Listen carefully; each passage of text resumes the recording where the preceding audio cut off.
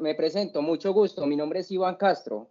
Yo soy contador público, soy abogado, especialista en impuestos y tuve el gusto de trabajar 8 años en la Dirección de Impuestos y Aduanas Nacionales, tanto en la seccional Bogotá como en la seccional Medellín. Allá tuve la oportunidad de trabajar en la división, en la mayoría de grupos de la División de Gestión de Fiscalización.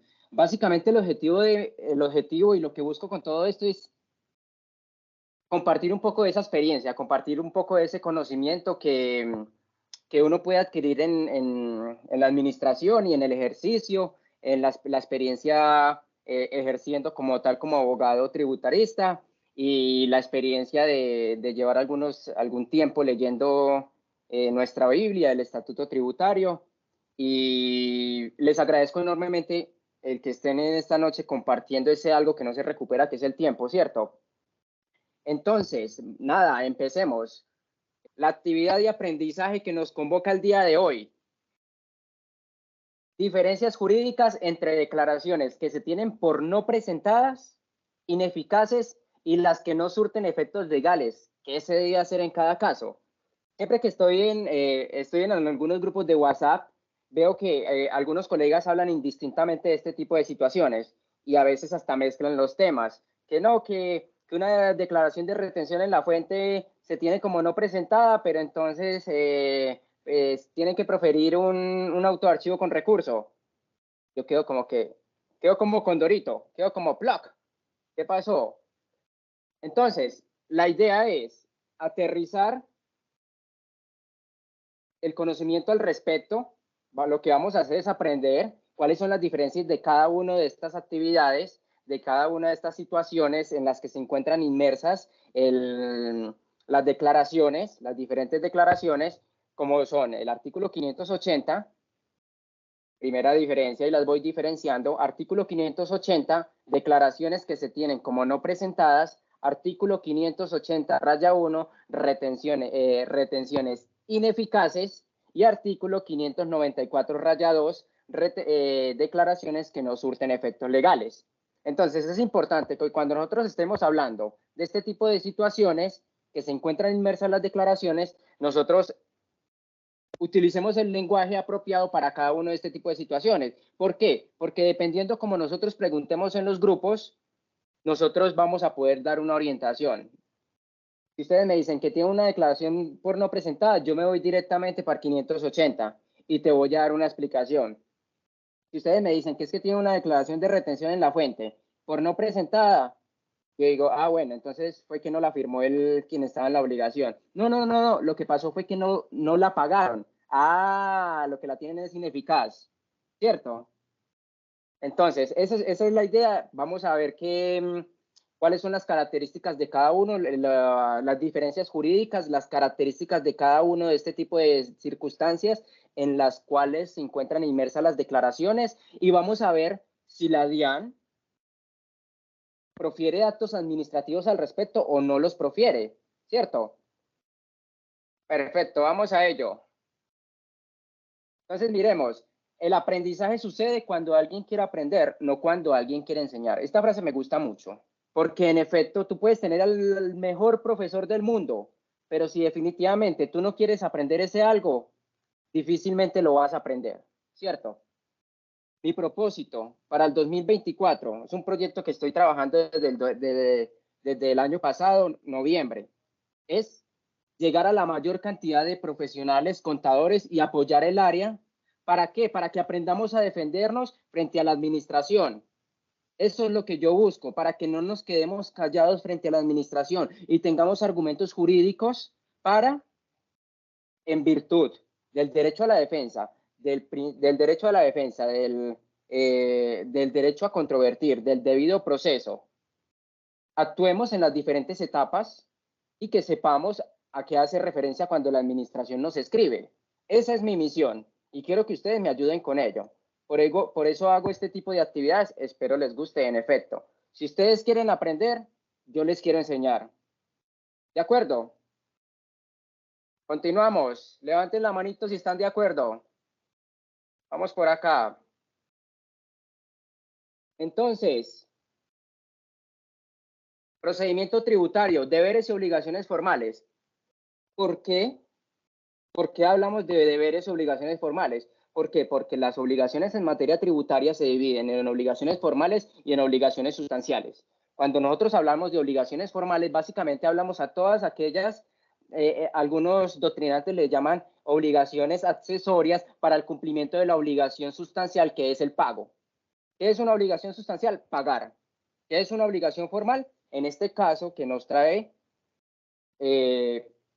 la obligación formal es presentar declaraciones, ¿cierto? Otro tipo de obligación formal, ¿cuál es? Otro tipo de obligación formal puede ser la de facturar, que ahorita hay tantos cambios en facturación electrónica. Otra obligación formal es la de atender requerimientos. Ahorita que hay tantos requerimientos. Colegas, la DIAN, en virtud del principio de eficiencia tributaria, cada día va a hacer más actividades fiscalizadoras en virtud o en razón de recaudar más, ¿cierto? Entonces es importante nosotros saber a qué nos estamos enfrentando, cómo nos vamos a enfrentar y saber los términos. Un doctrinante que se llama Carnelotti decía, no hay derecho sin acción, ¿cierto? Entonces los términos son muy importantes. ¿Por qué? Porque durante esos términos es que yo puedo accionar. Si yo me paso de los términos, si dejo pasar los términos, difícilmente puedo ejercer derechos. ¿Cierto? Recuerdan la frase, no hay derecho sin acción. Cuando hablamos de obligaciones formales, vamos a remitirnos al artículo 555 en adelante, que hace referencia al procedimiento tributario. Y básicamente, ¿qué es el procedimiento tributario? El doctor Cermeño en uno de sus libros dice que el procedimiento tributario son todas las normas que regulan, en virtud del debido proceso, que regulan todas las etapas de fiscalización, liquidación, jurídica, cobro coactivo, el tema de devoluciones. Ese es procedimiento tributario. Entonces, en eso es importante los términos.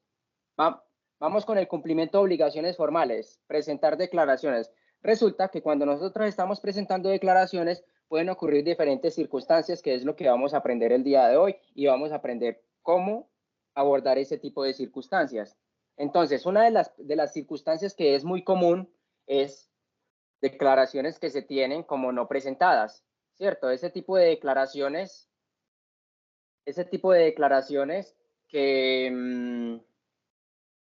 tipo de declaraciones que, en este caso del artículo 580, la que opera regularmente es el literal D, cuando no se presente firmada por quien deba cumplir el deber formal de declarar o cuando se omita la firma del contador público o revisor fiscal, existiendo la obligación formal.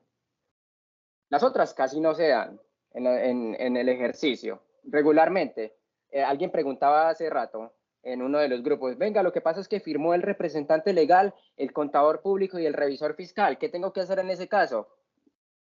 La DIAN en su normativa no castiga, no impone sanciones por el exceso, pero sí está imponiendo sanciones por la ausencia, ¿cierto?, de las firmas. Si tú, artículo 580, dejas una declaración sin firmar por la persona, llámese representante legal, si está obligado a tener revisor fiscal, si está obligado al contador público firmar, por ejemplo, las declaraciones con saldo a favor de IVA, y no la firma, en efecto estamos inmersos, colegas.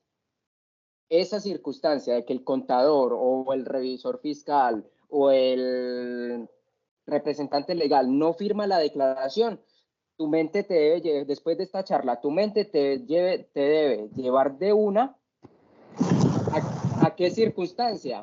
A la circunstancia de que es una declaración que se tiene como no presentada. Entonces, cuando escuchen, venga, es que no firmó, es que tal persona no firmó, el representante no firmó, el contador no firmó, el revisor fiscal no firmó, tu mente te va a llevar de una vez al artículo 580. Ah, eso es una declaración que está inmersa en una de las causales para tenerse como no presentada. Vamos a ver las características de este tipo de declaraciones. Características. Listo. Declaraciones, artículo 580. Vamos a empezar a determinar cuáles son las características. Obligaciones formales y sustanciales. En materia civil le llaman obligaciones de hacer. Y no, hacer, no hacer y dar. En este caso, es una obligación formal, es una obligación formal, es una obligación de hacer porque básicamente obedece a la presentación, a que nosotros tenemos la obligación de presentar declaraciones, ¿cierto? Interesante esto, mira, puede adquirir firmeza, puede adquirir firmeza. ¿Por qué una declaración puede adquirir firmeza? Resulta que la 2 y la 3 van de la mano. Puede adquirir firmeza, no opera ipso iure. Se debe proferir autodeclarativo para declararla como tal. Entonces, vamos al ejemplo, ¿cierto? Y bueno, cuarto, su corrección se podría hacer con sanción de extemporaneidad reducida al 2% de acuerdo a lo establecido en el artículo 588 del Estatuto Tributario. Le escribí yo ahí, en esencia no se corrige. Ya les voy a explicar por qué. Entonces, ¿qué es ipso iure? De pleno derecho. ¿Qué quiere decir eso? El Consejo de Estado, como órgano de cierre en materia administrativa, ha dicho que este tipo de declaraciones, cuando su contador público, cuando el representante legal no presentan, no presentan la declaración con la firma, la administración no operar ipso iure quiere decir que si bien el artículo 580 dice que se tiene como no presentada, eso no opera de pleno derecho. Es decir, por el simple hecho de que la presente sin la firma, ya va a quedar, no va a tener, se va a dar como no presentada. No, para que se dé como no presentada, la DIAN tiene que proferir un acto administrativo que se llama autodeclarativo. Que ya les voy a mostrar un ejemplo. Puede adquirir firmeza, ¿eso qué quiere decir? Que si la DIAN no, dentro del término de firmeza de que trata el artículo 714, es la firmeza general, o las firmezas especiales como la del 689, de beneficio de auditoría o de pérdida líquida del 147, si la DIAN no se pronuncia dentro de esos términos, si la DIAN no se pronuncia dentro de esos términos, la declaración puede adquirir firmeza. Es decir, que no voy a tener que modificarla por ese concepto de la firma, no voy a tener que presentar nuevamente la declaración. ¿Por qué? Porque ya se pasó el término. La DIAN no me la puede modificar. La DIAN, dentro del término de la firmeza, no profirió el acto administrativo denominado autodeclarativo. El autodeclarativo básicamente, ¿qué dice? Ya les voy a mostrar. En ese orden de ideas, puede adquirir firmeza. Es decir, si yo no la corrijo, resulta que presenté una declaración sin la firma del contador y yo no la volví a presentar para corregir, permítame la expresión, para corregir esa circunstancia de la firma. Yo no la volví a presentar. Entonces, si yo no la volví a presentar, ¿qué quiere decir? Que ese tipo de declaración, si la DIAN no se pronuncia, la DIAN tiene plena validez. Hasta tanto, la DIAN no se pronuncie con el autodeclarativo. Entonces, como no opera ipso iure, la función del autodeclarativo es dejarla como no presentada, catalogarla como tal. Mientras ese acto administrativo no sea notificado en debida forma, la declaración surte plenos efectos legales, tiene la presunción de veracidad y es válida, hasta tanto la administración no se pronuncie. Pero resulta que es que yo la quiero corregir. Ah, bueno, tú la quieres corregir. Yo no quiero esperar a la firmeza, sino que yo lo que quiero es hacer corregirla. Entonces, mira, su corrección se puede hacer calculando la sanción de extemporaneidad reducida al 2%, de acuerdo con lo establecido en el artículo 588. Entonces yo digo, acá, en esencia no se corrige. ¿Por qué en esencia no se corrige? Porque uno cuando presenta una sanción de extemporaneidad, cuando no ha cumplido la obligación formal de presentar la declaración, ¿cierto? Entonces, en esencia no estaría corrigiendo. Lo que estoy corrigiendo es el error. ¿Cómo estoy corrigiendo el error de la firma, de la ausencia de la firma? Presentando nuevamente la declaración con una sanción reducida. El colega tiene una tesis que este tipo de situaciones se pueden subsanar sin sanción, toda vez que el artículo 589 dice que se puede subsanar una declaración sin sanción cuando no modifica las bases gravables y por ende no hay una modificación de los valores a pagar. No hay un mayor valor a pagar ni un menor saldo a favor. En principio tiene razón y me puse a analizar y uno diría, sí, tiene mucho sentido. Yo lo único que estoy haciendo es modificando la firma, pero no estoy modificando las bases gravables, ni me aumenta el valor a pagar, ni me disminuye el saldo a favor, como dice el 588, entonces podría por 589. Pero resulta que por principio es mi teoría, por principio de especificidad o por principio de especialidad de la norma, esto es una norma, esta la del 588 parágrafo, la del 2%, es una norma que la ley la trajo consigo directamente para solucionar este tipo de circunstancias, ¿cierto? Entonces, como la trajo directamente para solucionar este tipo de circunstancias, no me podría ir a una regla general que es la del 589, es decir, calcularla sin sanción. Las preguntas, vamos a hacer algunas preguntas al final de cada uno de los temas, ¿de acuerdo? Entonces, es muy válida la posición, es muy interesante de hecho. Sin embargo, yo dentro de mi ejercicio profesional, yo lo que recomiendo es tener presente de que hay una norma especial, la regla del 589, de que se puede modificar una declaración sin sanción cuando no modifica sus bases gravables y cuando no aumenta el valor a pagar ni disminuye el saldo a favor, es una regla general. Entonces, yo en principio lo que haría como profesional es calcularle para este tipo de situaciones, de declaraciones que se tienen como no presentadas del artículo 580. Colegas, artículo 580, declaraciones que se tienen como no presentadas. Conocen las características, tómenle en una imagen. Este tipo de declaraciones tiene una norma especial para corregir esa situación, que es que se va a calcular el 2%. ¿Por qué? Porque si la DIAN tiene la misma hipótesis y en cualquier circunstancia, si yo calculo mal una sanción, la DIAN tiene la facultad, de acuerdo al artículo 637 y 638 del Estatuto Tributario, de hacer una reliquidación sanción y calcularme, y el 701, hacer una reliquidación sanción y calcularme. Si calculé mal, lo que hace la DIAN es calcularme más la sanción, lo que debí calcular, más un 30%, sin perjuicio de las reducciones a que hayan al lugar. ¿Cierto? Entonces resulta de que es una obligación de hacer, porque yo tengo que presentar la declaración. Puede operar firmeza si la DIAN no se pronuncia durante el término de la firmeza, puede quedar en firme, permítame en el pleonasmo. No opera ipso iure, ¿qué quiere decir? No opera de pleno derecho porque la DIAN sí o sí se tiene que pronunciar. Y si la quiero corregir, si no se pronuncia, pues adquiere la firmeza. Y si quiero corregirlo voluntariamente, no, venga, es que por tranquilidad yo prefiero corregirla voluntariamente. Ya el contador no firmó, y ya hablé con él y él dijo que iba a pagar la sanción. O ya hablé con el representante legal, no, venga, queremos corregirla. Listo, corríjala en el 2%. Con el 2% de la sanción de extemporaneidad. Calculan la sanción de extemporaneidad y le aplican el 2%, de que trata el artículo 588 parágrafo, sin perjuicio sin perjuicio de la sanción mínima, ¿cierto? Porque pues en este caso no se debe respetar la sanción mínima. Entonces, seguimos, continuamos acá.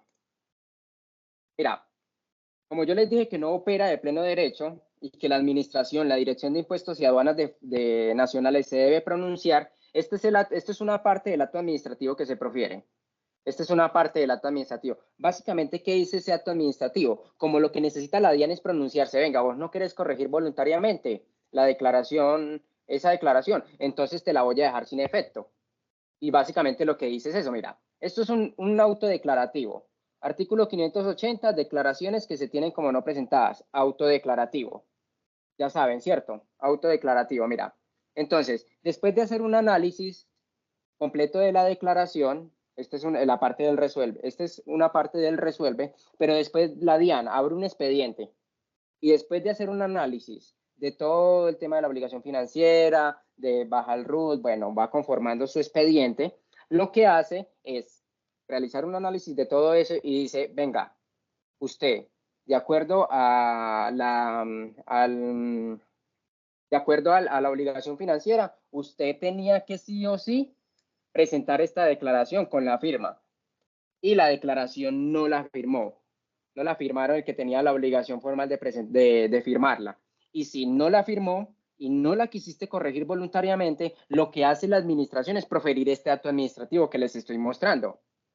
Después de todo ese análisis, hace un recorrido, analiza, verificamos el MUISCA, la obligación financiera o MUISCA, y termina resolviendo esto. Mira, primero, dar por no presentada mediante auto declarativo la declaración del impuesto sobre la renta para la equidad. Pues en este caso fue para la equidad. Del año grabable tal, presentada tal día, con formulario tal, por las razones expuestas en la parte considerativa del presente auto y de conformidad con el parágrafo. Bueno, la norma realmente ahí no es importante. Lo importante es que la administración se está pronunciando frente a esa declaración en ese caso, y al pronunciarse frente a esa declaración, al hacer la notificación del acto administrativo denominado autodeclarativo, anoten por ahí en un cuadernito, autodeclarativo, lo que está haciendo es dejando sin efectos esa declaración, declarando, valga la redundancia, o tautología o pleonasmo, declarándola como no presentada. ¿Cierto? Entonces, este es el acto administrativo, como lo pueden ver, que básicamente hacen un análisis, conforman un expediente, hacen un análisis y lo que hacen es decir, venga, usted tenía la obligación, en todo ese análisis, usted tenía la obligación de firmar la declaración, no quisiste hacer la corrección voluntariamente, 588 parágrafo. Entonces, lo que vamos a hacer nosotros como administración, dentro del término de la firmeza de la declaración, que es el término de facultad para proferir este tipo de actos administrativos, no lo quisiste hacer, señor contribuyente, el colega no lo quiso hacer porque no lo quiso hacer, entonces la DIAN se dio cuenta y lo que hace es notificarle este acto administrativo, ¿cierto? Artículo 580, autodeclarativo, para las declaraciones que no, que se tienen como no presentadas. No es que no, es que eso es una declaración que se tiene como no presentada. Eso no quiere decir que ya entonces no, se tiene como no presentada. No, espera un momentico, que eso no opera de pleno derecho. La DIAN se tiene que pronunciar. Si la DIAN no se pronuncia, ¿qué va a pasar? Pues mi declaración queda en firme, ya. Y un problema, un inconveniente menos, una preocupación menos. Entonces, cuando dices que hay un tiempo, ¿qué tiempo tiene la DIAN para notificar este tipo de situación? Uno, y dos, nosotros podemos validar si alguna declaración que tenía la responsabilidad de firmarse por el revisor y el representante legal o o el representante legal y contador lo podemos validar nosotros.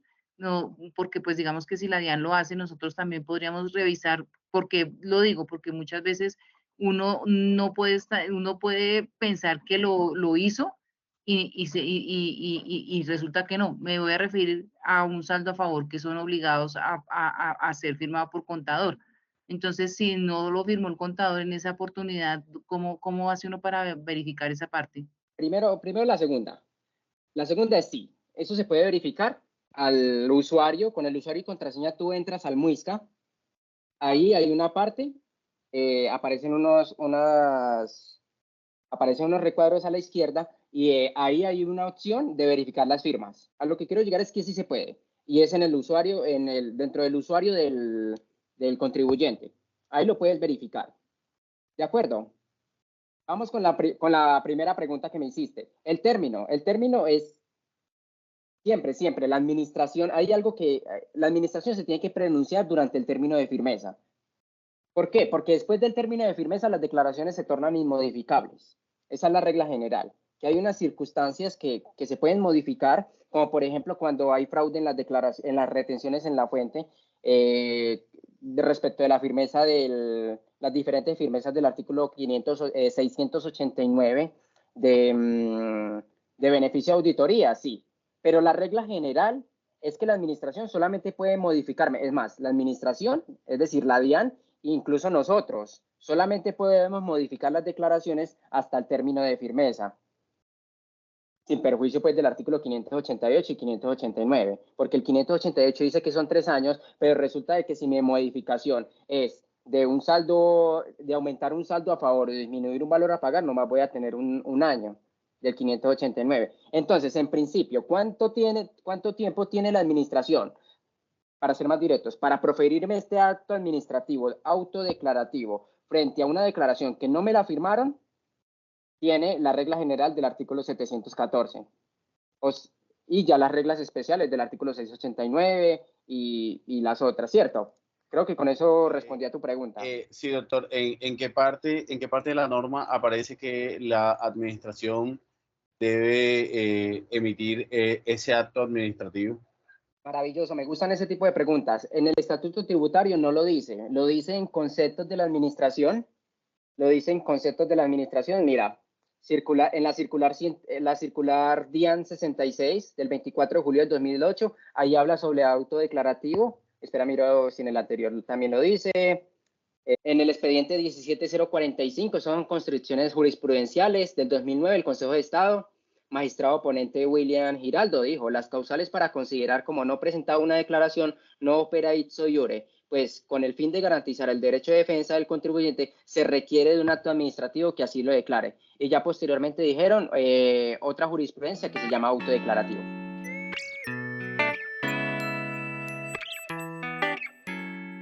Continuamos con declaraciones ineficaces. Ya sabemos cuáles son las declaraciones que se tienen como no presentadas.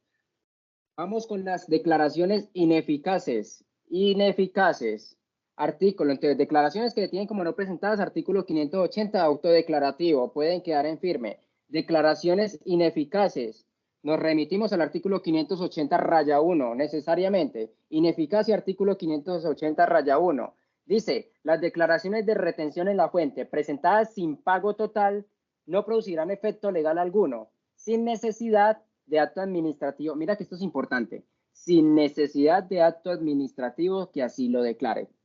Entonces, vamos a partir de una definición. ¿A qué obedece la ineficacia? Según la Corte Constitucional, algo es ineficaz cuando no ha nacido al mundo jurídico. No nace ineficacia. Corte Constitucional dice, no nace al mundo jurídico. Un presupuesto de eficiencia, de eficacia, no nace al mundo jurídico. Apréndanse eso. Si es ineficaz, quiere decir que la declaración no nace al mundo jurídico, en este caso.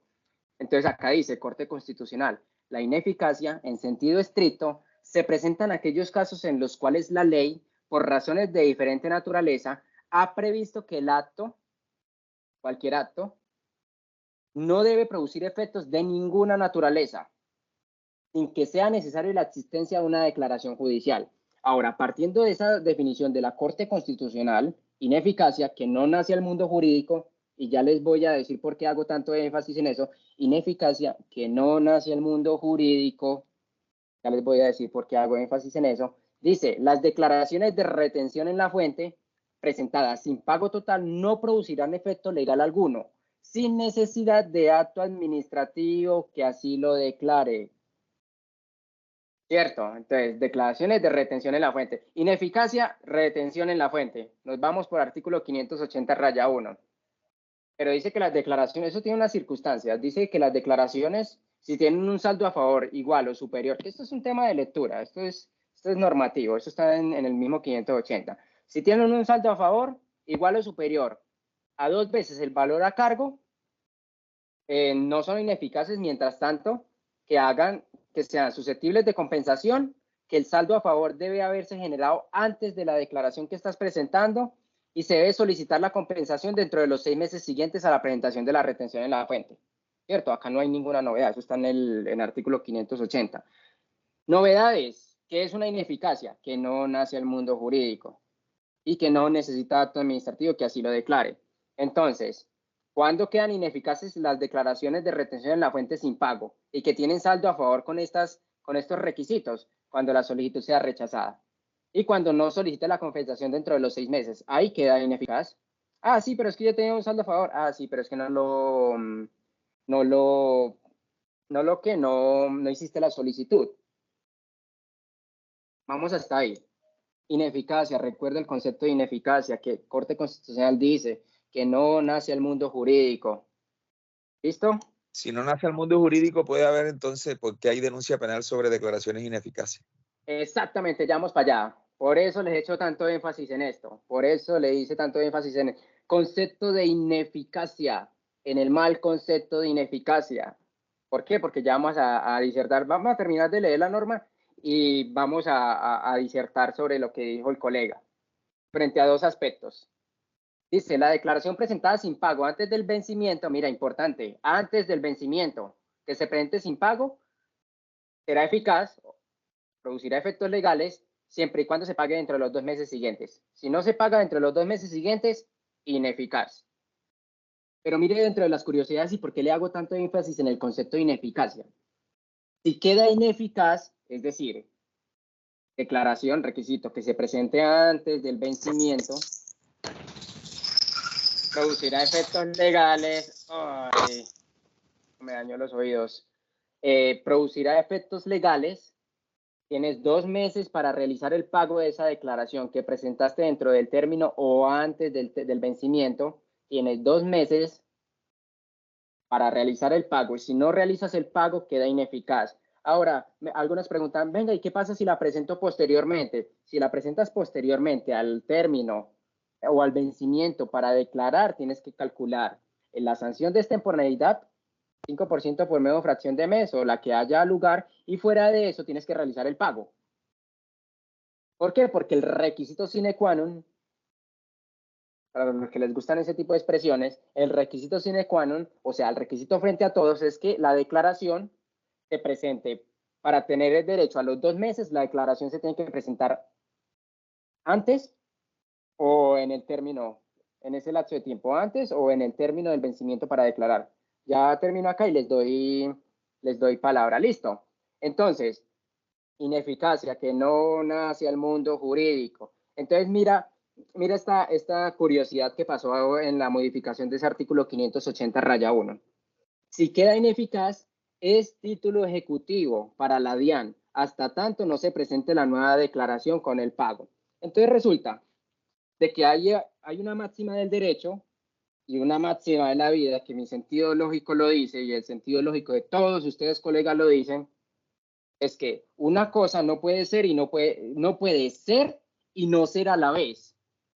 La Corte Constitucional me dice a mí de que la declaración, esto es una crítica a la técnica jurídica. La Corte Constitucional me dice a mí que la ineficacia de un acto básicamente es que no nace al mundo jurídico, que no existe, porque es un presupuesto de existencia de los actos, y la DIAN o el legislativo viene y me dice que resulta de que espera, es que me desconcentran cuando encienden el micrófono, entonces me toca estarlo apagando. Entonces es una crítica porque el legislativo, la Corte Constitucional dice de que los actos son ineficaces, quiere decir que no existen, pero sin embargo el legislativo saca una norma con esta, que en esencia es una norma que es simple y por principio de eficiencia tributaria, lo que hace es contribuir a que la DIAN recaude más impuestos.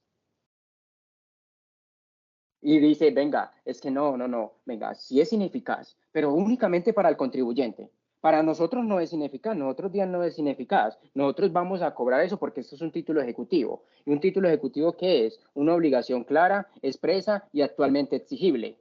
Y uno dice como que, venga. ¿Qué está pasando acá con el tema de la ineficacia? Entonces no es ineficaz. O sea, es ineficaz para mí como contribuyente, pero para ustedes no es ineficaz.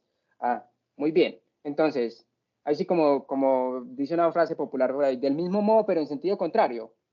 O sea, sí son ineficaces, pero en el sentido contrario, para mí no es ineficaz, pero entonces sí, pero no.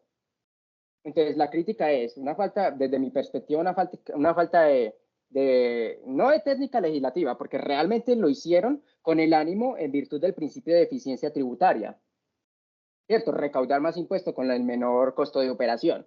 Entonces, para eso hicieron eso. Entonces, yo le puse acá. Mira, en términos generales, la ineficacia es un atributo o características de determinados hechos, actos o normas, según la cual estas no son susceptibles de producir efectos. Sentencia 102, ahí les traje otra sentencia.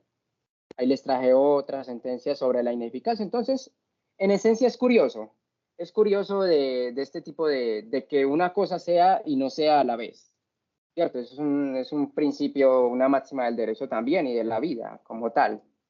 Entonces, ahora resulta que ese artículo 580 raya 1 trajo consigo una modificación ahorita en el 2022 con la última reforma y dijo, venga, listo, hagamos más eficiente eso porque es que no nos sirve de que todo quede ineficaz. No nos sirve que todo quede ineficaz.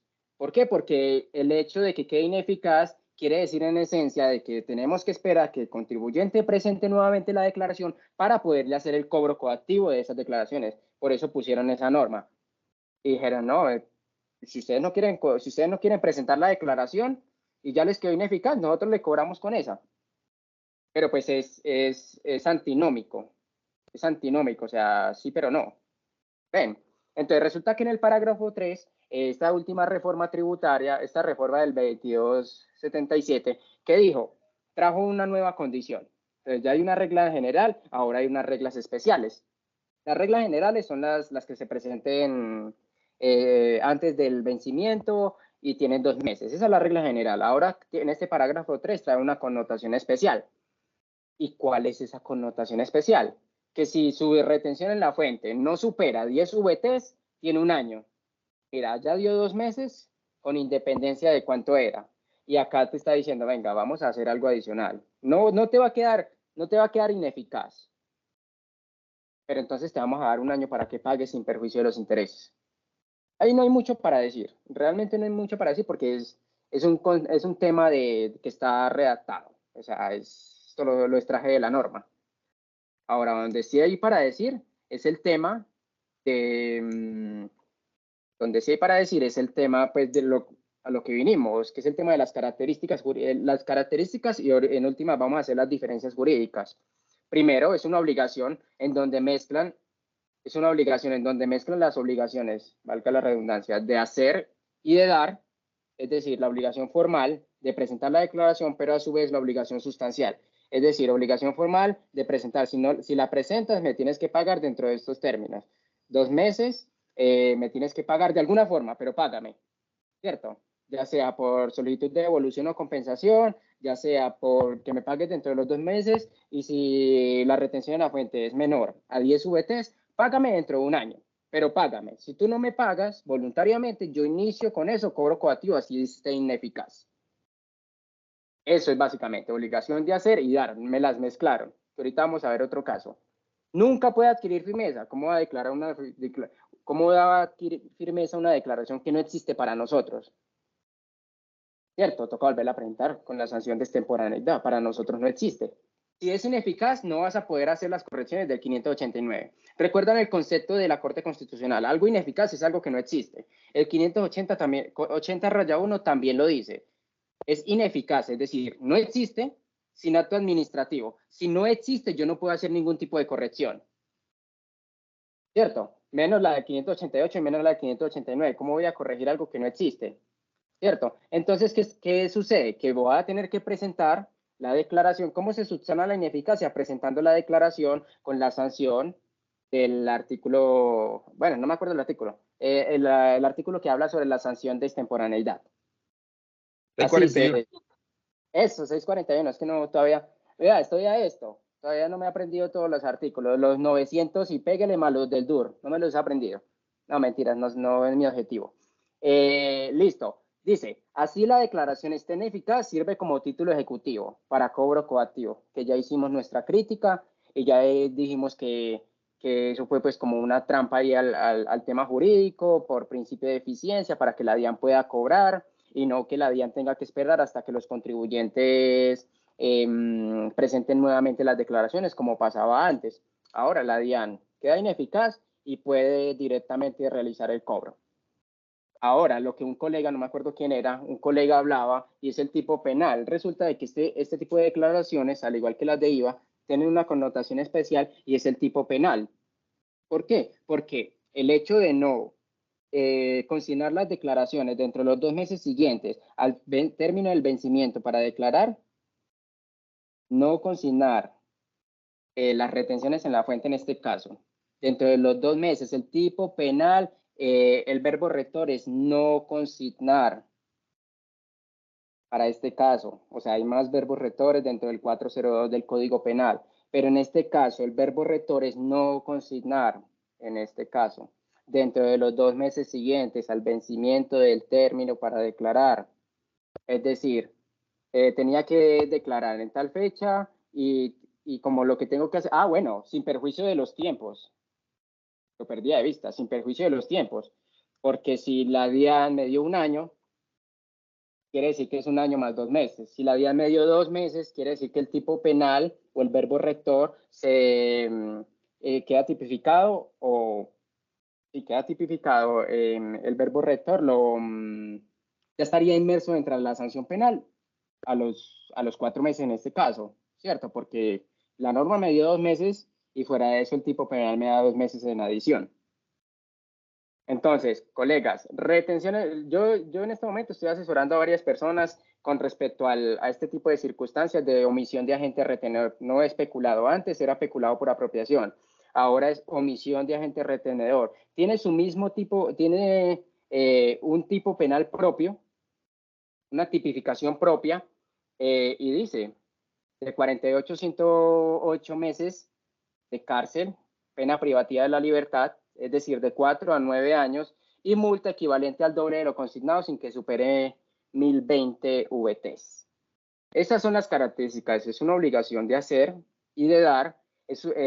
Nunca opera, nunca puede adquirir firmeza porque, como dijo la Corte Constitucional, no existe, y el artículo 580 opera ipso iure, no necesita acto administrativo, ipso iure, de pleno derecho, no necesita acto administrativo que así lo declare, y el tipo penal, ¿cierto? El tipo penal, omisión de agente retenedor. Sé que hay muchas preguntas, pero déjame termino acá y ya. Mira, ¿quién no ha escuchado de que hay muchos morosos, deudores, fiscalía investiga? Actualmente he asistido a varias audiencias. Y estoy defendiendo a varias personas por la fiscalía les está imputando este delito de omisión de agente retenedor y estamos buscando las herramientas para que la persona para que no continúen con la investigación penal. Pero entonces, esto es una realidad, cada día pasa más, y en adición a ello hay otros 2 tipos penales, ¿cierto? El tipo penal de defraudación y el tipo penal de abuso en materia tributaria o abuso de las formas que le llaman.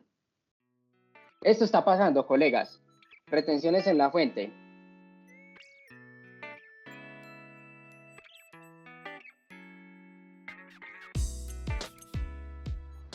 Buenas noches. Hola, buenas noches. Cuéntanos un poquito a que continuemos con el otro tema.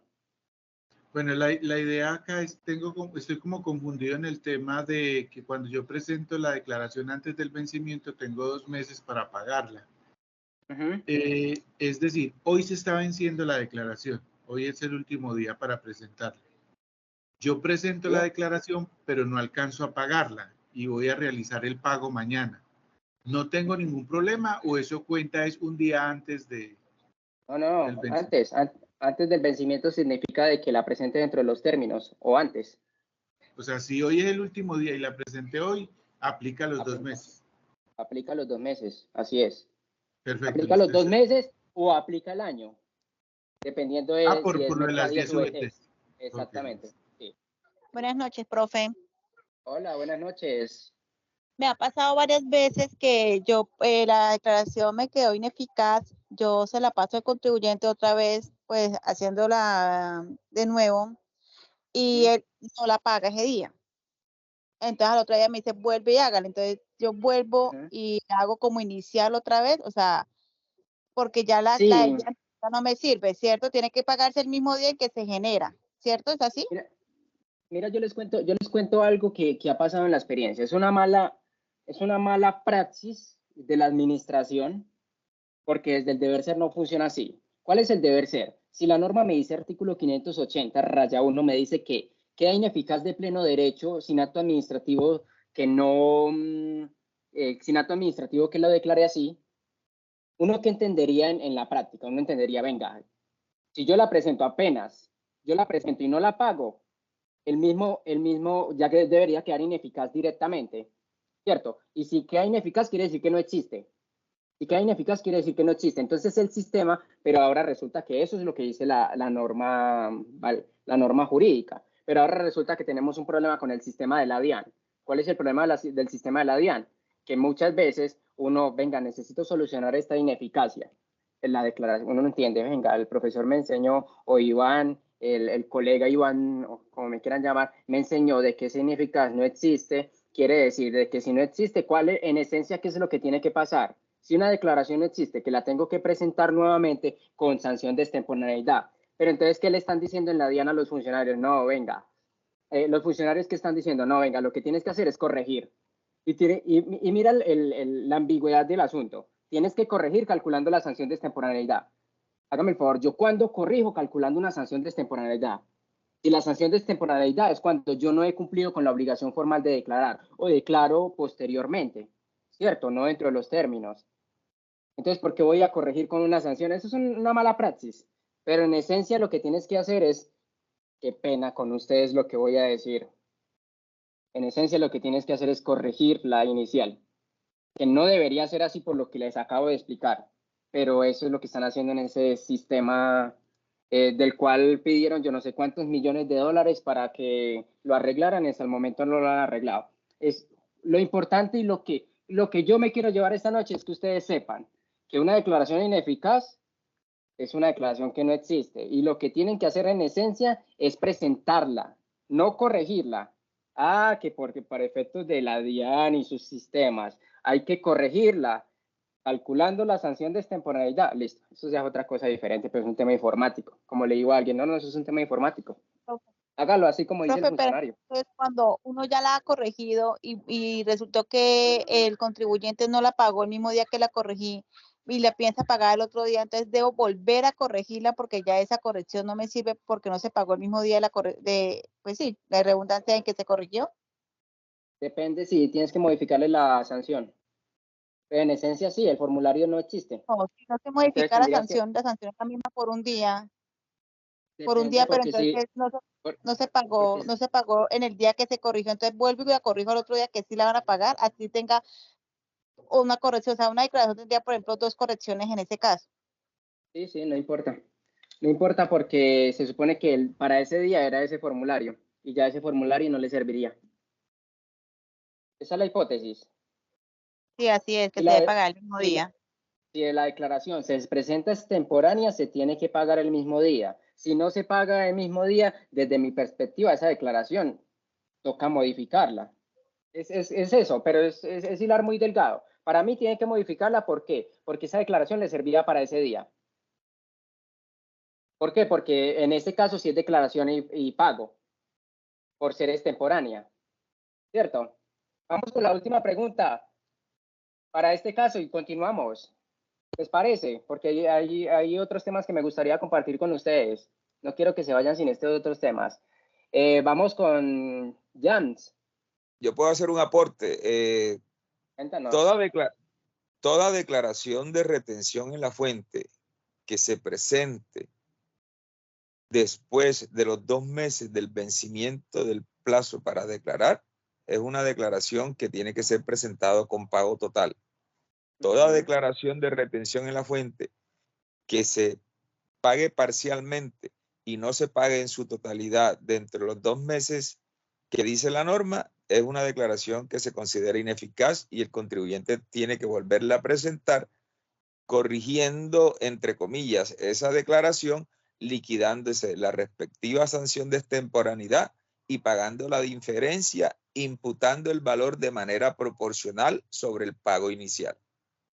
En esencia, maravilloso, maravilloso. En esencia se tiene que pagar. Bueno, Cuéntanos. mi duda es la siguiente. Ineficacia. No me aplica 714. No me aplica omisión. ¿Cuánto tiempo tiene en la parte, la fiscalía o la parte penal, digamos así, para perseguir al contribuyente que está ineficaz? ¿Y cuánto es el valor mínimo porque no todos los valores de retenciones son para la parte penal. ¿Cuánto tiempo tiene la parte penal para perseguir a una persona que está ineficaz? ¿Y cuánto es el valor mínimo que tiene para irse a la parte penal? Pues mira, la segunda parte me dejas pensativo. ¿Por qué? Porque recuerdan por allá en Santander que capturaron a una persona por 302.000 pesos. No sé si ustedes se acuerdan. Eso salió en las noticias. Hay un principio. ¿Qué dice el tipo penal? Retenciones en la fuente. No establece cuantías. Sin embargo, por principio de la última ratio, en materia penal, hay circunstancias que se llevan o que no se llevan. ¿Por qué? Por una relación costo-beneficio, por principio de eficiencia en materia penal. Tienen toda la razón. Ahora, no sabemos hasta qué punto. Como les digo, el tipo penal 402, omisión de agente retenedor, no hace énfasis, como por ejemplo si lo hace, no hace énfasis el 402, no hace énfasis en una cantidad, como por ejemplo si lo hace el tipo penal de defraudación, como por ejemplo si lo hace el tipo penal de omisión de activos e inclusión de pasivos inexistentes. Ellos sí establecen una cuantía, pero en este caso no queda establecido una cuantía. Ahora, eso en cuanto a la cuantía, ¿cierto? Que hay un debido proceso y bueno, toda esa parte. Y frente a la otra pregunta, ¿cuál era, Alejo? Que es que... ¿Cuánto tiempo tiene para perseguir a un ineficaz? Mira, básicamente es el tiempo máximo de la pena, que en este caso serían, yo lo había traído por acá, 9 años. 48 meses. 10 años, 10 años. Espera, lo digo con exactitud. Mira, 9 años, de 108 meses. La Fiscalía General de la Nación tiene 108 meses en principio, y después de que hace imputación de cargos, son 5 años más. Son 4 años más, 4.5 años. En ese orden de ideas tendría 13.5 después de la imputación. Pero en principio, la prescripción, artículo 86 del Código Penal, la prescripción de la facultad de la Fiscalía para perseguir, para investigar, es de 9 años. Si hay una imputación de cargos, es decir, si le inicia el proceso de investigación y hay una imputación de cargos, el término se coge de 4 a 9 años, se parte por la mitad y se le aumenta. Es decir, 9 más 4.5 años. Colegas, llevamos 2 temas. Declaraciones que se tienen como no presentadas. 580, autodeclarativo, puede adquirir firmeza. La DIAN se tiene que pronunciar. Declaraciones ineficaces, la DIAN no se tiene que pronunciar. Y ya sabemos el tipo de declaraciones. Ahora, mira, declaraciones presentadas por los no obligados. Es la siguiente circunstancia, declaraciones presentadas por los no obligados. ¿Cierto? Entonces, ¿qué pasa? Mira, ¿qué dice el artículo 594-2? Las declaraciones tributarias presentadas por los no obligados a declarar no producirán efecto legal alguno. Cada vez en juego de palabras, no producirán efecto legal alguno. Uno en principio entendería que es una ineficacia.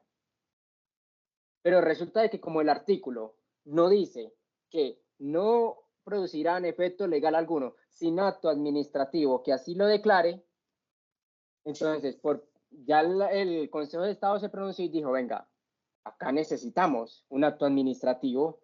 ¿Por qué? Porque la ley, el legislador no estableció para este tipo de declaraciones que la ineficacia se diera de pleno derecho, como sí lo hizo con las retenciones en la fuente. ¿Ven? ¿Es la diferencia? Entonces, mira, vamos con las características. Es una obligación de hacer. ¿Por qué? Porque hay que presentar, con obligación formal de presentar la declaración. Opera ipso iure. Mira que acá empiezan a jugar con las palabras. Esto es un juego de palabras. Es un tema retórico y de léxico ahí cuando redactan las normas. Opera ipso iure. Sin embargo, se profiere un acto administrativo que se denomina auto de archivo con recurso para declararla como tal. Entonces no opera ipso iure. ¿Cierto que no? Porque ¿qué es operar de pleno derecho? Que no se necesite acto administrativo. Y acá está diciendo que sí opera ipso iure, pero que necesita un acto administrativo que se denomina auto archivo con recurso. Entonces, por ejemplo, bueno, tiene presunción de veracidad, se inicia un procedimiento de fiscalización, se profiere auto de archivo con recurso en virtud del derecho a defensa, ya lo dijo la Corte Constitucional y lo dijo el Consejo de Estado, y no opera la firmeza del artículo 114. ¿Qué quiere decir? Mira, yo no cumplí los topes del 594 y siguientes para presentar declaración de renta, y la presento, y tampoco tengo retenciones en la fuente. ¿Qué pasa con esa declaración? Es una declaración que fue presentada por una persona que no estaba en la obligación formal de presentar declaración. ¿Qué quiere decir? Que es una declaración que no tiene efectos, que aparece ahí en el MUISCA, en la obligación financiera, como le llaman la DIAN, pero que nunca va a adquirir firmeza. Nunca va a adquirir firmeza. Entonces, ¿qué es lo que puedo hacer yo? Algunas personas dicen, bueno, hay dos posiciones, son posiciones mentales. Yo digo, venga, yo presenté la declaración y yo no estaba en la obligación de presentarla. ¿Qué puedo hacer? Mira, yo tengo dos opciones.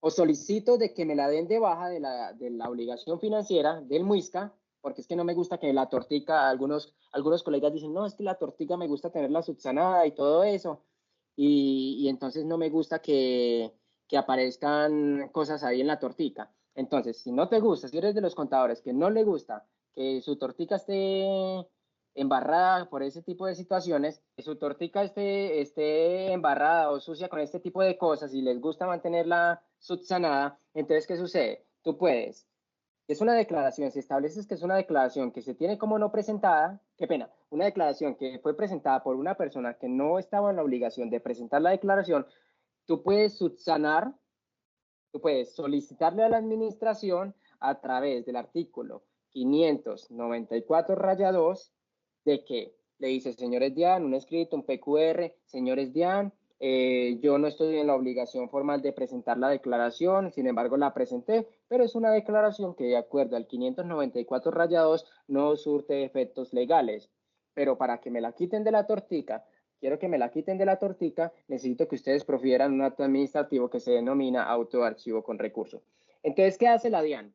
La DIAN en este caso lo que hace es recibir tu escrito y abrir un expediente y empezar a analizar toda la situación de que en efecto usted, o en este caso yo, no estoy en la obligación de presentar, y cuando ya la DIAN en su proceso de fiscalización determine de que yo no estaba en la obligación de presentar la declaración de renta, lo que hace es proferir ese acto administrativo que se denomina auto de archivo con recurso. ¿Y sabes qué es lo mejor de estas charlas? Que aprendemos todos. ¿Y sabes qué es lo más chévere? Que aprendemos y vemos cuáles son los actos administrativos. Entonces, mira, esto es un auto de archivo con recurso. Yo, Iván Castro, presenté mi declaración y yo no tenía la obligación porque no superaba los topes, ¿cierto? Para presentar la declaración. Si yo quiero subsanarla, yo tengo dos opciones de decir, venga, eso nunca me van a cobrar por eso, yo no estaba en la obligación y en cualquier momento le puedo dar de bajada, yo no me voy a complicar con eso, lo puedo dejar ahí. O puedo decir, no, es que yo quiero ver mi tortica bien en mi usuario, en el MUISCA, entonces voy a solicitar de que me le den de baja la declaración. De que me le den de baja la declaración con este acto administrativo. Entonces, mira lo que hace el acto administrativo después de toda la investigación. Mira, primero, en mérito de lo expuesto, el jefe de la división de fiscalización de la seccional de impuestos declara o resuelve. Primero, declarar como no válida mediante auto archivo con recurso la declaración del impuesto de la renta y complementarios de tal año, del contribuyente tal, presentada con formulario tal y número de control tal en fecha tal, ya que dicha declaración no produce efecto legal alguno de conformidad con el artículo o con lo establecido en el artículo 594-2. Ven, y este es el acto administrativo básicamente que profiere la administración o que yo solicito que lo profiera para dejar sin efecto esas declaraciones. Ahora, hay algo importante, hay unas excepciones. Renta y complementarios del artículo 6 y las presento con retenciones en la fuente para solicitar el saldo a favor, ¿cierto? O las presento con retenciones en la fuente. Artículo 6, declaraciones voluntarias. Y artículo 298-7 del estatuto tributario con respecto a las declaraciones del patrimonio, impuesto a la riqueza en su momento y patrimonio. Estas declaraciones, porque la norma lo establece así, de forma taxativa, y dice que si se declara de forma voluntaria esas declaraciones. Entonces, este tipo de declaraciones voluntarias sí surten efectos legales. Pero la regla general es que no surtan efectos legales y que se profiera este acto administrativo. Autoarchivo con recurso. ¿Cierto? ¿Preguntas?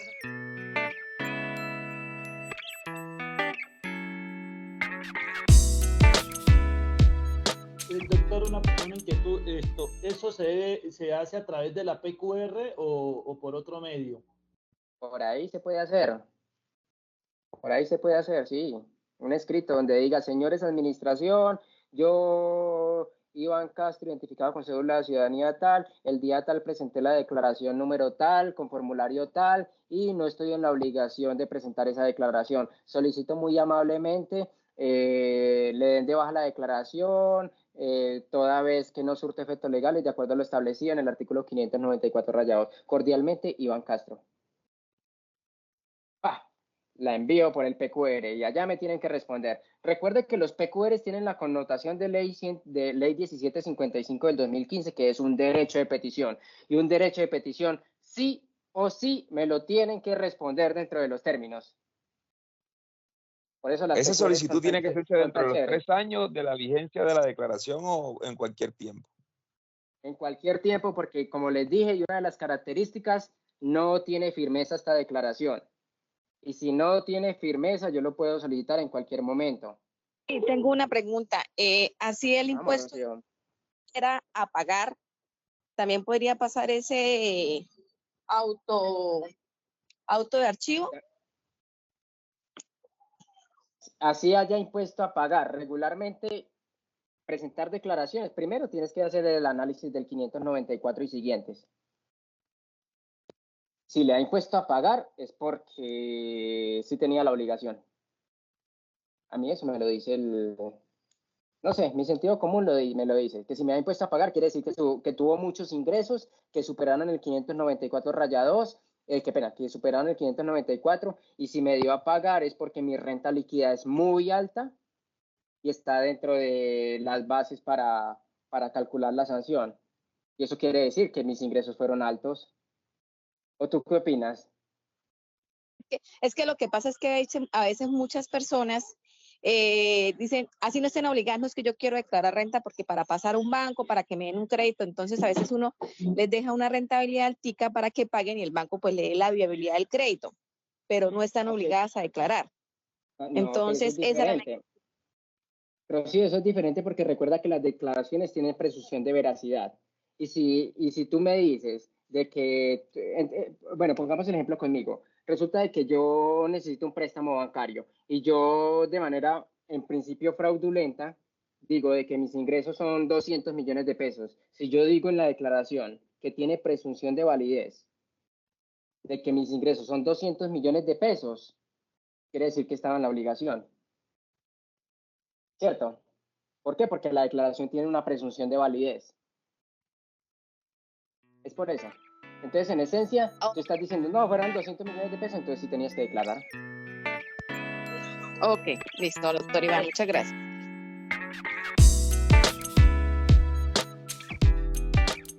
Esto está muy chévere, pero vamos con el siguiente tema. Resulta que resulta de que el artículo 600 trae consigo unas periodicidades de IVA, pero, entonces, ¿qué pasaba en principio? En principio lo que sucedía es que acaba el artículo 600 diciendo las periodicidades son bimestrales, cuatrimestrales y anteriormente anuales, y resulta de que, haciéndolo pues muy práctico, obviamente esto tiene un tema jurídico, pero quiero hacerlo lo más práctico posible, resulta que posteriormente alguien, venían las periodicidades así, y resulta de que el decreto único reglamentario, de que el artículo 600 tenía unas periodicidades, supremamente sencillo, este tema tributario es muy sencillo, y quiero compartirlo así con ustedes, muy sencillo, al igual que mis talleres de procedimiento tributario, que sé que muchos se van a unir de acá. Entonces, ¿qué resulta? Artículo 600, varias periodicidades. Y resulta que el decreto único reglamentario, el artículo 600 era una ley, una reforma tributaria, y un decreto único, un decreto reglamentario dijo, venga, si usted, señor contribuyente, me presenta tras raíz del artículo 600 en una periodicidad diferente, su declaración va a tener los efectos del artículo 594 raya 2. Es decir, no van a surtir efecto legal alguno. Eso lo dijo este decreto, el decreto 1625. Entonces, todo el mundo como que, hey, venga, o sea, la presenté en una periodicidad diferente. Eso quiere decir que, como decía Carlos en un momento dado, le tengo que dar de baja porque el sistema permitía eso, que la expresión darle de baja en esencia significa dejar sin efecto legal. Es decir, no me profería, la DIAN, como esto se presentó demasiado en masa a muchos contribuyentes, que la mayoría que presentaban en periodicidades diferentes, la DIAN no podía recibir todas estas solicitudes y proferir autos de archivo con recurso, sino que lo que hizo fue habilitar su sistema para que el mismo contribuyente que tuviera esta circunstancia entrara y la dejara sin efecto. ¿Cierto? Y en su momento, pues al dejarla sin efecto, es como si no tuviera declaración y tendría que presentarla con la sanción de extemporaneidad a que haya lugar, ¿cierto? Eso pasó. Resulta de que alguien inconforme, ¿por qué? Porque es un violatorio, se supone que el decreto único reglamentario no puede estar por encima de la ley y entonces resulta que las sanciones tienen reserva de ley y tienen que estar tipificadas en las leyes tributarias y no en los decretos únicos reglamentarios, porque o si no, todo el que pueda hacer un decreto, en este caso el presidente de la República, entonces va a inventar sanciones, y eso no se puede, ¿cierto? ¿Por qué? Porque las sanciones, este tipo de conductas, el precepto y la sanción tienen una connotación de reserva de ley, ¿cierto? Entonces resulta de que alguien interpuso la demanda y el Consejo de Estado, a través de esta sentencia del 3 de noviembre del 2022, dijo que va a declarar la nulidad, es lo que tengo en rojito, míranlo, va a declarar la nulidad del siguiente aparte. Las declaraciones que se hubiere presentado en periodos diferentes a los establecidos por la ley no tienen efecto legal alguno. Por lo tanto, los valores efectivamente pagados con dichas declaraciones podrán ser tomadas como un abono al saldo a pagar en la declaración del impuesto de la renta. Entonces, ¿qué es lo que tengo que hacer? Ahora, yo tenía que presentar una declaración bimestral, la presenté cuatrimestral. ¿Qué tengo que hacer? Antes la dejaba sin efecto y volvía a la presentar con extemporaneidad, pero ahora tengo que hacer las diferentes correcciones dependiendo de los escenarios, ¿cierto? A partir de esta sentencia. Miremos cuáles son esos escenarios. Entonces, ¿cuáles son los escenarios? Mira, escenario 1, para resolver las inquietudes de Carlos. Mira, concepto general. Anoten ese número de concepto, 2023-007585. Ahí resolvió todas esas inquietudes. Se declaró, escenario 1, se declaró y pagó el IVA del cuatrimestre enero-abril, cuando lo correcto era declarar y pagar el IVA de los bimestres enero-febrero y marzo-abril. Atendiendo lo dispuesto en los artículos 588 y 589 del Estatuto Tributario, deberá corregir la declaración cuatrimestral enero-abril en el ejemplo para en su lugar incluir y ajustar la información relativa a ingresos, compras, liquidación privada, impuestos descontables y demás conceptos correspondientes a cualquiera de los bimestres enero, febrero, marzo, abril, en el ejemplo, a su elección, además de liquidar a las sanciones que haya lugar. Ya les voy a explicar. Dice, en relación con el otro bimestre, deberá presentarlo con la liquidez de la sanción de temporalidad. Entonces resulta de que como esta declaración cuatrimestral, yo presenté cuatrimestral y debía presentar bimestral, ¿cierto? ¿Cierto? Debía presentar bimestral. Yo la presenté cuatrimestral. Entonces, ¿qué dice ese concepto? Yo tengo que coger esta declaración cuatrimestral y corregirla.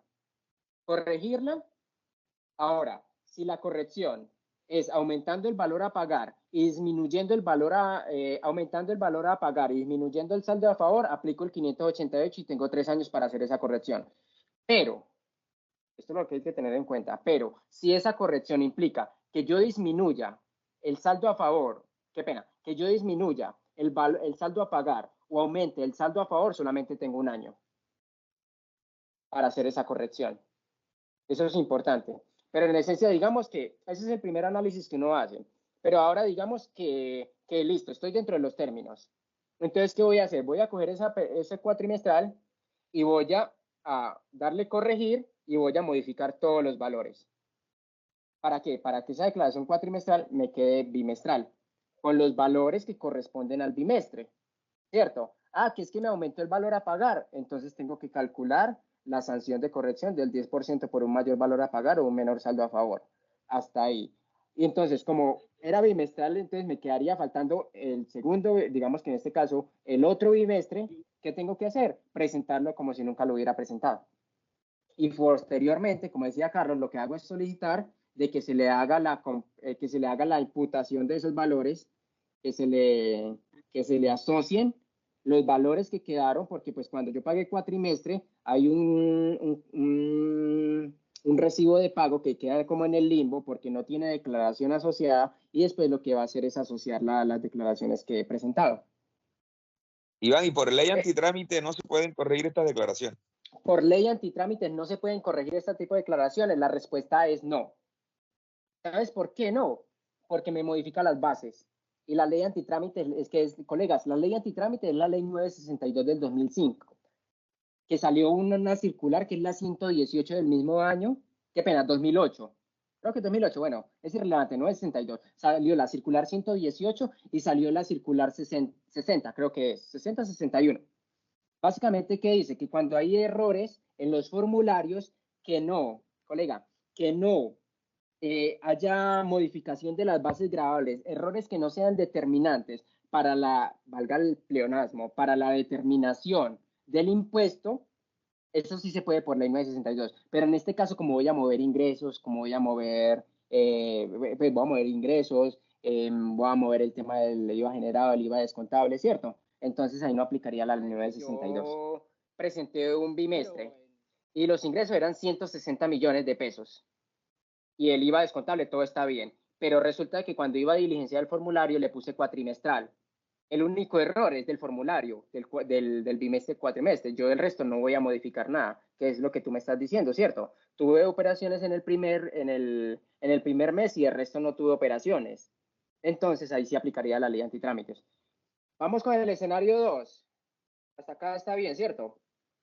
Se modifica, si es cuatrimestre, cojo y tenía que presentar bimestral, cojo si es cuatrimestral y tengo que presentar bimestral, cojo uno de los bimestres y modifico esta declaración para que me quede bimestral con las bases bimestrales, y la otra tendría que presentarla con la sanción de extemporaneidad.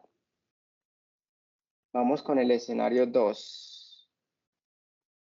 El escenario 2, mira, se declaró y pagó el IVA de los bimestres enero, febrero, ahora es al contrario, declaré bimestral, siendo cuatrimestral. Se declaró y pagó el IVA de los bimestres enero, febrero y marzo y abril, cuando lo correcto era declarar el cuatrimestre enero, abril. Ahora, entonces, ¿qué dice acá?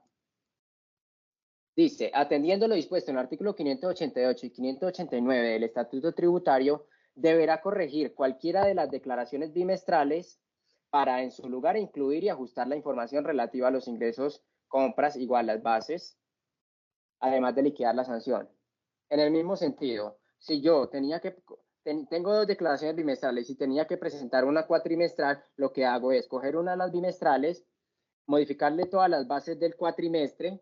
En efecto, si yo le modifico las bases, regularmente la regla general es que aumenta, y al aumentar el valor a pagar, es como la regla general, lo que hace es calcular una sanción de corrección, ¿cierto? Cojo uno de los bimestres, le doy corregir y calculo las sanciones a que haya lugar. Y frente a la otra declaración que me queda bimestral, lo que hago es corregirla con la misma información del mismo cuatrimestre. Entonces se entiende que nomás habría una sola declaración cuatrimestral. Sí, estamos. Que acabamos de decir. Las declaraciones que se tienen como no presentadas son solamente las del 580. Si tú lo presentas en periodicidad diferente, antes era una declaración que no surtía efectos legales. En periodicidad diferente, antes. Pero esa connotación ya la quitaron, que es lo que estamos explicando. ¿Qué quiere decir eso? Que actualmente, como está la norma, las dos declaraciones tienen efectos válidos. Ahora, frente a la pregunta que tú me estás haciendo, ya te la voy a resolver con la siguiente diapositiva. Y es, ¿qué hace la DIAN? ¿Cierto? Si yo no corrijo. Esa era como la inquietud, ¿cierto, Ramiro? Sí, correcto. Aquí estamos hablando de casos, de suposiciones que a cualquier colega se le puede presentar y la idea es que él haga el análisis correspondiente y tome la mejor decisión. Eso, maravilloso, sí, de eso se trata. Esto es un espacio de aprendizaje. Yo estoy aprendiendo con ustedes, con todas sus intervenciones. Entonces la pregunta de Ramiro es, bueno, ¿y entonces qué hace la DIAN si yo no corrijo? El pago ya está, yo no quise corregir. Ah, bueno, recuerde que la DIAN, artículo 684 del Estatuto Tributario, tiene amplias facultades de fiscalización. ¿Y entonces qué va a hacer la DIAN? ¿Qué va a hacer la DIAN en este caso? Va a decir, venga, le envía primero un oficio persuasivo, que eso es muy normal ahorita, ¿cierto? Le envía un oficio persuasivo. Y si no haces caso al oficio persuasivo, que te va a decir, venga, señor Ramiro, nosotros dimos cuenta de que usted presentó en otra periodicidad, entonces hágame el favor y corrija. Y si usted no corrige, ¿qué va a hacer la DIAN? Mira, en tanto no haya operado la firmeza de la declaración tributaria, la DIAN deberá notificar al responsable del IVA un emplazamiento para corregir. Un emplazamiento para corregir en el sentido antes indicado, en que tiene que modificar su periodicidad. O en su defecto, notificar un requerimiento especial. ¿Qué es un requerimiento especial? Un acto administrativo a través del cual la DIAN ya hace la propuesta de la modificación de la declaración en el cuatrimestre y con las, en el cuatrimestre o en el bimestre, dependiendo del caso, ¿cierto? Pero entonces la DIAN sí se va a pronunciar si usted no lo hace voluntariamente. ¿Ves? ¿Cómo se pronuncia? Primero, oficios persuasivos, fiscalización extensiva. Y si fiscalización extensiva le invitamos a que corrija, todas esas cartíticas se envían, le invitamos a que corrija la declaración porque la presentó en una periodicidad diferente, estando obligado a periodicidad tal, ¿cierto? En cada caso. Si usted no hace caso, venga y envíenos la declaración en un mes. Si no haces caso a la fiscalización extensiva, que son carticas, llamadas y todo eso, lo pasan a fiscalización intensiva. Y en fiscalización intensiva ya lo van a llamar o le van a enviar un emplazamiento para corregir. Y si tú no haces caso al emplazamiento para corregir, lo que hacen es enviarte un requerimiento especial. Y ahí se continúa el procedimiento tributario en fiscalización intensiva. Listo. Vamos hasta ahí. Listo. Preguntas hasta ahí. Dos preguntitas para continuar con el otro tema.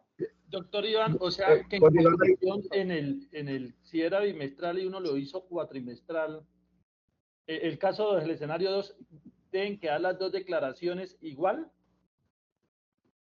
¿Y lo hiciste bimestral y qué pena? El escenario 2, cuando usted dice que toma un bimestre y lo corrijo y toma el otro, ese. Sí, listo. Escenario 2. Tienes dos periodos bimestrales, pero era uno solo cuatrimestral, ¿cierto? Sí. Tienes que presentar esta declaración, corregir alguna de las dos declaraciones bimestrales. Las corrige con la información del cuatrimestre y la dejas cuatrimestral. Y después coges la otra declaración bimestral con la misma información y el mismo periodo de esta. Entonces la norma recuerda que cualquier corrección posterior a la declaración inicial se entiende como la última declaración. Entonces, como yo ya corregí esta con información de 100 millones del cuatrimestre 1 y luego cojo este periodo y lo pongo con la misma información de cuatrimestre 1, se entiende que esta que presenté posteriormente reemplaza a esta y nomás quedaría esta. Iván, ¿me puede repetir nuevamente el escenario número 1, por favor? Si pasa la diapositiva. Escenario 1. Explico el escenario 1 y ya continuamos. Dice, el escenario 1 era cuatrimestral, qué pena, se presentó cuatrimestral y se debía pagar bimestral. Se debía presentar bimestral. Nomás hay una declaración. ¿Qué tengo que hacer? Corregir esta declaración cuatrimestral y volverla bimestral para uno de los bimestres, modificando todas las bases a que haya lugar y calculando la sanción a que haya de lugar, ¿cierto? Pero cojo la cuatrimestral y la convierto en bimestral con la información del bimestre a que estoy obligado. Y como me hace falta un bimestre, ese otro bimestre lo presento con sanción de extemporaneidad. Y con la Perfecto. información que de ese periodo. Muchas gracias, Iván. Cuéntanos. Gracias. Mira, así rapidito, es que, bueno, está haciendo una lectura ahorita y, digamos, si esa declaración que se presentó con periodos cerrados, no tuvo, digamos, ninguna requerimiento por parte de la DIAN, o sea, es decir, pasó el tiempo y quedó en firme por el tiempo, ya no habría necesidad de cambiarla, ¿cierto? Ya esa declaración ya queda, lo entendí así en una lectura que hice, quedó. Entonces, aunque es un riesgo, de pronto no sé si algún contribuyente pues se ha arriesgado a dejar, o más bien los contadores se han arriesgado a dejarla así, a ver qué pasa. Y pueden ser de buenas en que no los van a requerir, listo, ya quedó en firme. Lo otro es que si hay el requerimiento, entonces esos dineros que se pagaron en la declaración errada, obviamente no se pueden cruzar con la corrección, ¿cierto? Eso tocaría como, ahí sí se hace una solicitud de devolución, o sea, si se corrige, se paga lo que haya que pagar en el momento, ¿cierto? Hay que solicitarla, sí. Y hay que compensarlo, hay que compensar el valor. Compensarlo, pero hay que pedir que se haga de resolución. No, eso no puede solicitar que lo crucen, porque el valor ya está ahí. Lo que pasa es que el mismo sistema lo asocia. Pues es el deber ser. Que a veces hay que hacer las solicitudes.